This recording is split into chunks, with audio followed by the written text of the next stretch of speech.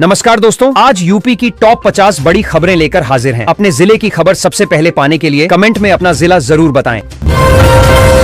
8वीं पास युवाओं के लिए यूपी रोडवेज में ड्राइवर बनने का शानदार मौका है। राज्य के एक जिले में तय तिथि को भर्ती शिविर लगाया जाएगा। इसमें ड्राइविंग टेस्ट, शारीरिक जांच और दस्तावेज सत्यापन एक ही दिन में होगा। चयनित अभ्यर्थियों को तुरंत नियुक्ति पत्र मिलने की संभावना है। लखनऊ में 6 फरवरी से अग्निवीर भर्ती रैली का आयोजन किया जाएगा। इस रैली में उत्तर प्रदेश के कई जिलों के युवा भाग लेंगे। भर्ती थल सेना के विभिन्न पदों के लिए की जाएगी। जिलावार कार्यक्रम जारी है। अभ्यर्थियों को तय तारीख पर सभी जरूरी दस्तावेजों के साथ पहुंचना अनिवार्य होगा। प्रधानमंत्री आवास योजना के तहत लाभुकों के सत्यापन की प्रक्रिया तेज कर दी गई है। सरकार ने निर्देश दिए हैं कि 29 जनवरी तक सभी पात्र लाभार्थियों का सत्यापन पूरा किया जाए। अधिकारी घर घर जाकर जांच कर रहे हैं ताकि सही लोगों को समय पर योजना का लाभ मिल सके। प्रधानमंत्री आवास योजना की सूची से कुछ नाम हटाए जा सकते हैं। जिन आवेदन फॉर्म में फोटो या मोबाइल नंबर दर्ज नहीं है वे खारिज हो सकते हैं। प्रशासन ने ऐसे लाभुकों से जल्द जानकारी अपडेट कराने को कहा है ताकि उनका नाम अंतिम सूची में बना रह सके। देश की जनता को गुमराह करने का प्रयास किए जाने का आरोप लगाते हुए मुख्यमंत्री योगी आदित्यनाथ ने वाराणसी में मणिकर्णिका घाट विवाद पर बयान दिया। उन्होंने कहा कि सनातन परंपराओं से खिलवाड़ बर्दाश्त नहीं होगा। सरकार घाटों की पवित्रता बनाए रखने के लिए प्रतिबद्ध है और दोषियों पर सख्त कार्रवाई की जाएगी। शामली में जीएसटी विभाग ने 5.17 करोड़ रुपए की कर चोरी का खुलासा किया है। जांच में फर्म संचालक पलटू राम ने फर्जी बिलों और गलत दस्तावेजों के जरिए विभाग को गुमराह किया। अब विभाग ने फर्म के खिलाफ सख्त कार्रवाई शुरू कर दी है और संपत्तियों की जांच भी की जा रही है। संगीतकार AR रहमान के एक बयान से सियासी माहौल गर्मा गया है। उनके बयान को लेकर बॉलीवुड से लेकर संसद तक बहस छिड़ गई है। विभिन्न राजनीतिक दलों ने अपनी अपनी प्रतिक्रियाएं दी हैं, जिससे यह मुद्दा अब सांस्कृतिक के साथ राजनीतिक रंग भी ले चुका है।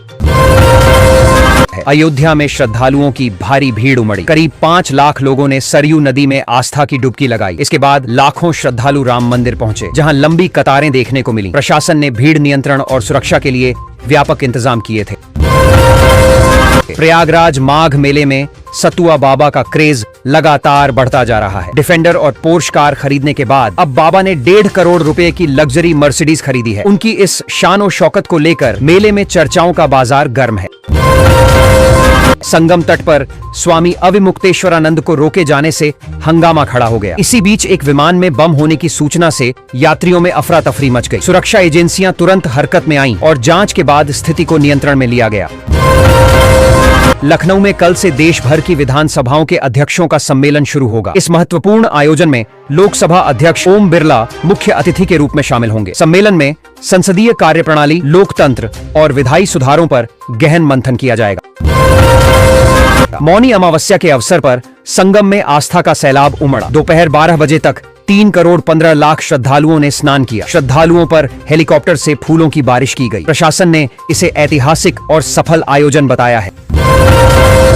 मिस्टर क्लीन को जोर का झटका की कहानी इन दिनों चर्चा में है। ईमानदारी की छवि वाले अधिकारी पर लगे आरोपों से सियासी हलकों में हलचल है। साहब को सलाह और ज्ञान नहीं चाहिए, ऐसा आरोप है, जबकि उनके फैसलों से मातहत अधिकारी परेशान बताए जा रहे हैं। अंदरूनी खींचतान खुलकर सामने आ रही है।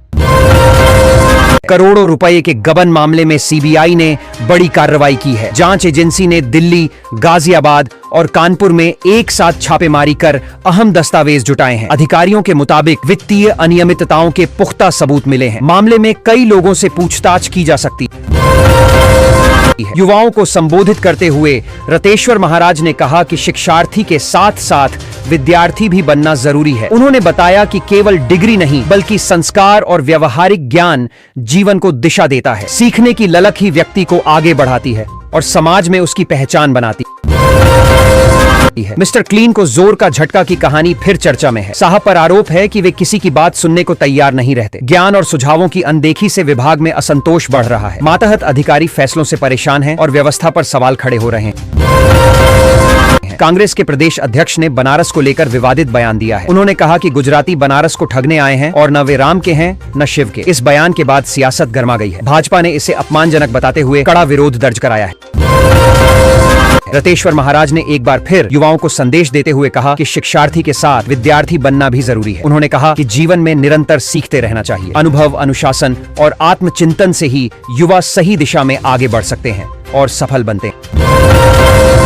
राजधानी लखनऊ समेत अवध क्षेत्र में सुबह सुबह कोहरे के साथ हल्की बारिश देखने को मिली। पश्चिमी विक्षोभ के प्रभाव से मौसम में बदलाव आया है। मौसम विभाग के अनुसार अगले कुछ दिनों तक बादल छाए रहेंगे और कहीं कहीं बारिश के आसार बने रहेंगे।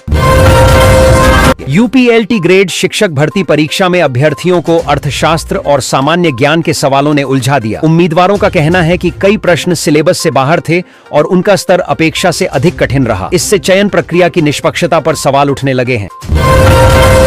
संगम स्नान के लिए जा रहे शंकराचार्य स्वामी अविमुक्तेश्वरानंद की शोभा यात्रा को पुलिस ने रोक दिया। इस दौरान झड़प के बाद उनके एक शिष्य को हिरासत में लिया गया। इससे नाराज स्वामी धरने पर बैठ गए। मौके पर तनाव का माहौल बन गया।